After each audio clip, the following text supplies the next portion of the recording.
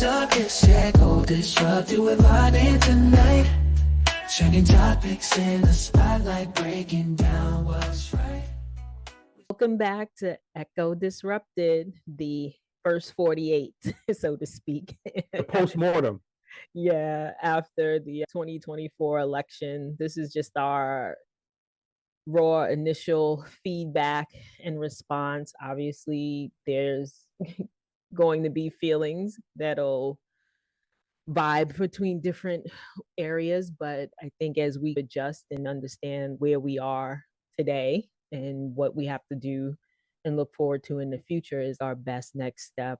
This will be the preface to our pod that we recorded before the election. So the post and pre, just to give a good overview of what our thoughts are of the election leading up to the last week. So needless to say, the circumstances have changed from contextually from the ideas and the sentiments that were prevalent when we recorded that last episode to where we stand today, right? If you believe in the polls, we were feeling pretty good. Then we saw the results, and the results, of course, changed the dynamics. But to your point, that kind of is what it is, at least for now. And it's cool for us to come in here and share how we feel about what the new landscape looks like and how we got here and what do we see going forward. I'm here for the ride. Let's get to it. In full transparency, we discussed even getting on because both of us had strong opinions and viewpoints. And I think it literally took me taking a longer sleep nap, so to speak, to even talk this through to get to this point. And I know the idea was this pod is to say what our initial reactions are. I tried to boil it down to maybe 5 takeaways. I'm not at the point of dissecting Kamala Harris's campaign, how she went about it, who she spoke to, who she didn't. I'm not at that point yet of analysis or even any sort of dissertation on that. I'm also, that's what yeah. And that, I think right now, I think even given, like you mentioned, the polling, a lot of the information that was coming out definitely is questionable at best. And with that, I think a lot of the people that are expressing what they think happened and what the Democrats should do and who should do what and who's to blame. I think the only thing we could look at is very high level election numbers versus what's coming out in the details. Pew Research does an in-depth analysis of the election where they tie the election results to the voters itself based off of that. And I think that's where we'll really get granular into exactly what's going on. But right now, my vibe is FAFO. No, I totally agree. I've said this a couple of times to a couple of people who I've spoken to. When they say what Kamala could have done better, okay, the other guy's lying and imitating, giving a blowjob on a microphone and farting on stage. I don't know what. Only thing Kamala Harris had to do was stand still and outperform him, right? I don't put this on her. I don't put this on the Democrats, right? It's not a messaging issue, right? Because at the end of the day, the people decided, 80% of Latino men decided to vote for the vulgar guy who told them he's going to take a shit on their grandmother. They voted for him. 20% of black men who he said he's going to unleash police on with no immunity, with full immunity, and gave them gold sneakers and cheap watches and has been antithetical to them and their people forever. Those are the people that voted for him. There's no messaging that Kamala Harris could have come up with. You can't get beyond stupid. Mm-hmm. The women that have had every freaking right, white women that have had every freaking right taken away from them as a result of siding with Republicans throughout history, or at least recent history. What could Kamala have said to them, to the union workers of which Kamala Harris just saved their pensions, right? Who 60% of them opted to vote for the guy who's been antithetical to unions and say he don't pay them. I don't pay people. I look for reasons not to, right? Elon Musk is essentially saying, yeah, we'll fire those people, right? They both had a conversation about it In front of your right in front face. of everybody. Yep. What could Kamala Harris have said? What would have changed any of that?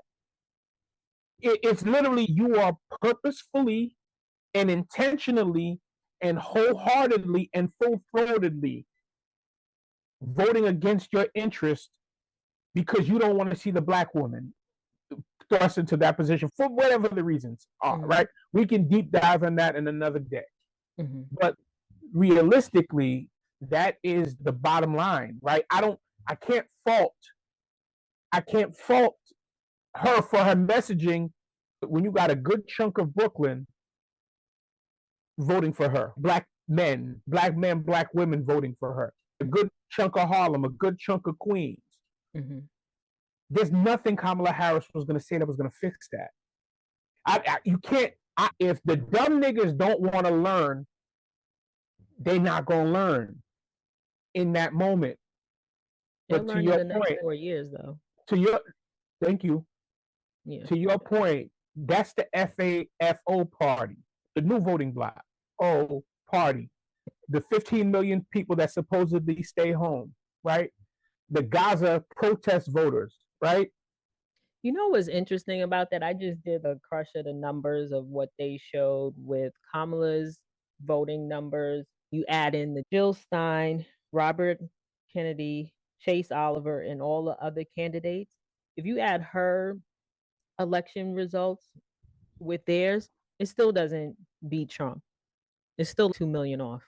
So to me, I think it's an interesting dynamic that's going on. And like I said, the point of being a black woman, understanding what she was put up against, how we constantly have to Superwoman doesn't even have anything on what we have to do on a daily basis. Absolutely nothing. She's a placeholder compared to that. If you don't mind me interrupting you, my wife told me about her first conversation with my college-age daughter. Oldest daughter was so frustrated, and I didn't get it initially, but she was telling me about how they felt. That kept me up. Literally, I wrote them a text specifically, and a tear came out of my eye because honestly, black women have been shouldering the load gracefully, eloquently, diligently, consistently. And when you guys had your shot, everybody let you down. The people that you guys have been holding down, the people who knew and didn't know that you were holding them down, opted to turn on you, opted to say, I don't want to see you. You don't deserve your positioning. Right, she was more qualified than Hillary Clinton. Don't get me started. No, please, I want you to get started. Meaning that I don't want to just yell and go crazy. I want to be able to articulate what I want to say. Got it. Effectively. So the emotion is definitely there, but I know how I can get, and then the next thing I'm in some patois, and then nobody's even knows how. Let me bring it back down. So basically, I think for me as a black woman, that's what was definitely the undergirding of my anger, frustration, and also my lens of you already know, but I still wanted to have some little inkling of hope. You know what I mean? Because every single day I have to show up, I have to perform, I have to do. And it's even to a point that we talk about in corporate America, how you get rewarded with more work and more challenges because you are effective. And I think my biggest person that I'm up against is myself, in the sense of what I feel I need to do to maintain, it's not a persona, but to make sure that I perform 100 times better, because I know some of my counterparts could just chill and be less effective and still get the same, if not more money than I do. Those are the sort of things. So to me, when I looked at Kamala Harris's campaign and all of the talk, and I haven't been on socials, honestly, because look, but we all have our friend community that sends me different things. You send me things, and I do see what's being said. I'm in a couple of threads, so I see what's happening there, but I'm not on the hardcore socials, and when I say threads, I'm in the Black woman, we supporting each other type of vibe, that kind of safe space vibe right now. But I just think that, to your point, it is a letting down, but it's also just more of the blatancy of seeing it again happen on the large scale, international stage, national stage. We all battle it on our day to day, in whatever our paths and lives are, we deal with it. But then I think for it to be up on stage like that is what really it was like the mega smack in the face. Because without a doubt. So I think that's what got me even to get to this point of being able to articulate that so that we can talk right now. I'm definitely there. No, listen, it's disheartening. It is really disheartening. Then you got the 20% of Black men who voted for Trump. And I'm keeping it raw. I'm eager and hungry to see them deal with the consequences of their choices. Because those are the, unfortunately, right? Listen, if I'm going to keep it tall, I'm to a large degree insulated. I should be a Trump supporter. Financially, I should be a Trump supporter. My income is such, my potential and actual income is such that I should be a Trump supporter. My conscience doesn't allow me to do that, right? My parents and my background doesn't allow me to do that. The dudes who are broke, who living off the system, who work in government jobs, who work in union jobs, oh, y'all about to feel it. Listen, if I was bald, I'd be going into barbershops just to hit a convo, just to see the carnage, right? If I had no hair on my head, my eyebrows on my chin, I would be the barbershop just hanging out like, what's popping, y'all? Because I've said this before, Black men are we can least afford to be as politically and worldly ignorant as we are. And some of us celebrate our stupidity every time we get a chance, right? When you look at some of what some of these guys have said, one guy said, oh, it's your fault she lost because y'all got on these platforms bullying people to vote for her. I said, fam, you are specifically who my son is targeting with him saying people who need to be educated, because you think that you need to, the fact that you think you need to be bullied into voting is where the problem starts.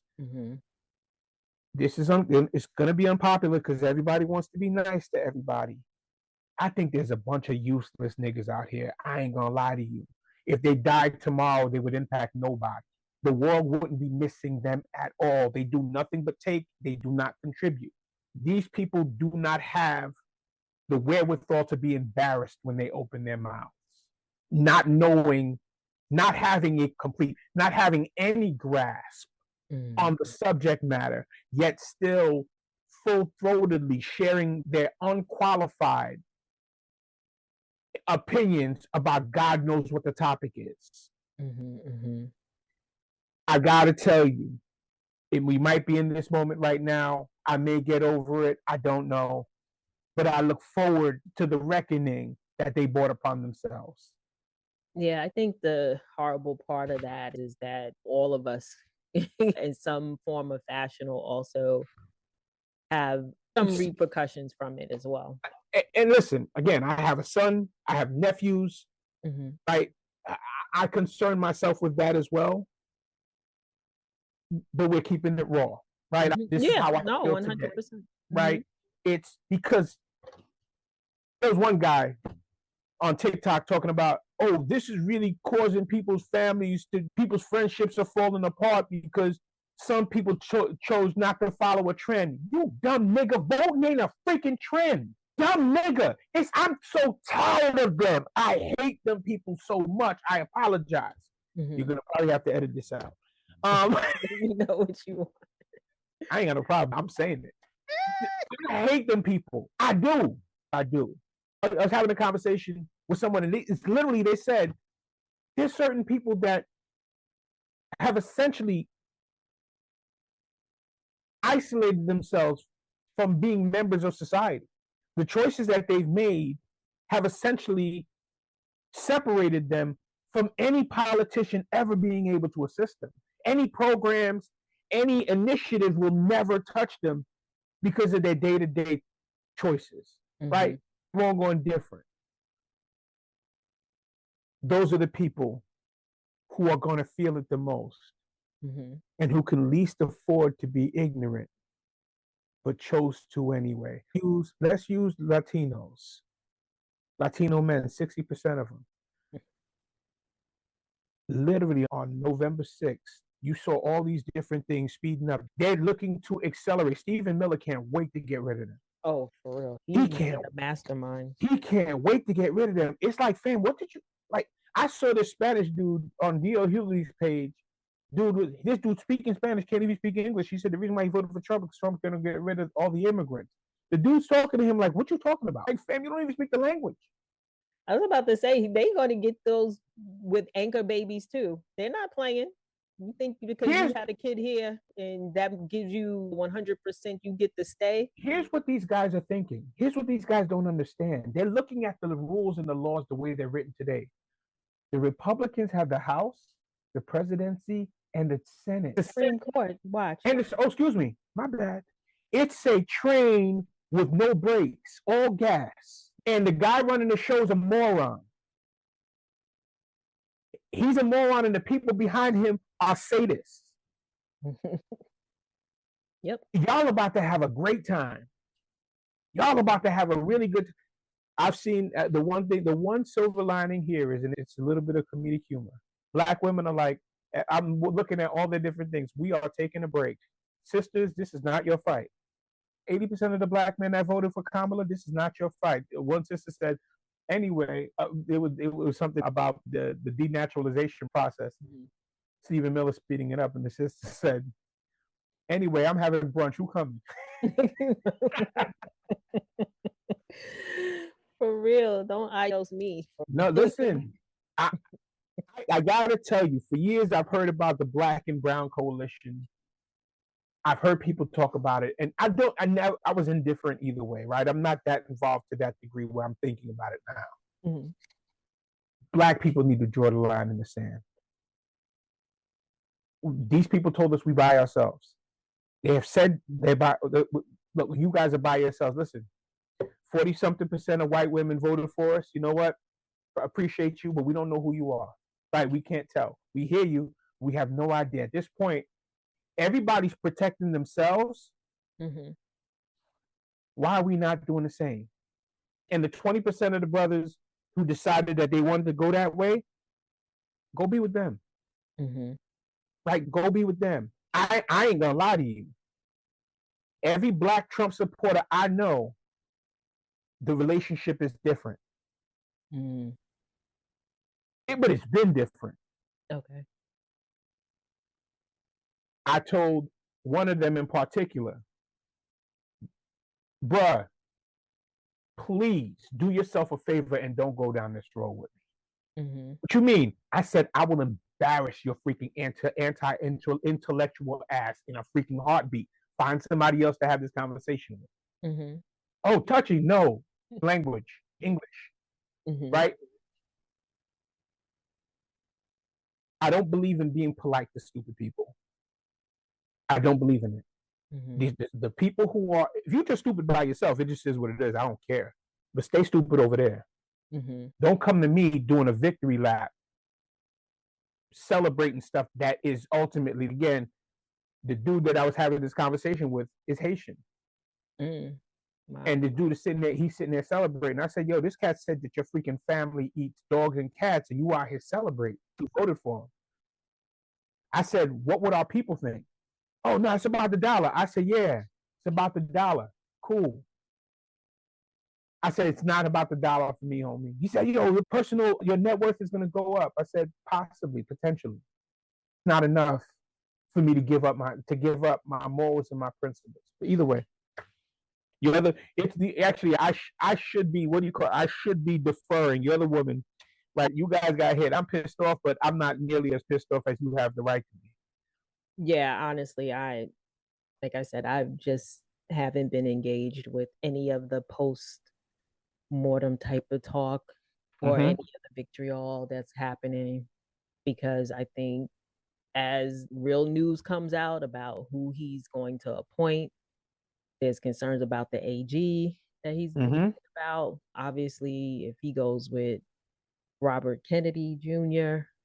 and his stance on things, if people think that we have these E. coli breakouts or every so often there's some romaine lettuce and shit that gets recalled, wait till he regulates.